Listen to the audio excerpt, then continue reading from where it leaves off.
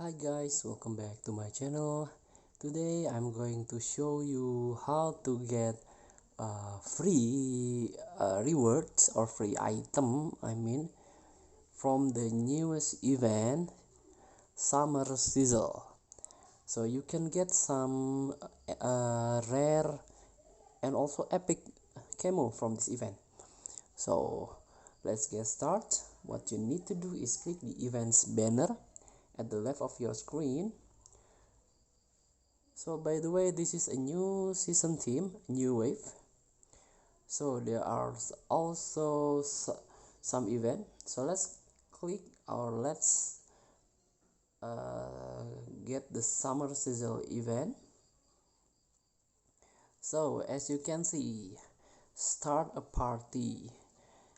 You have to collect the item, the kebab token. This kebab token is fresh and delicious gross skewer. You have to collect it until a certain amount to start a party. So you have to tap the button to obtain the rewards.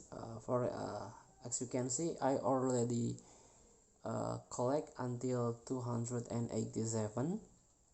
So the top rewards is this, the epic camo of the Reaper Ride or Die.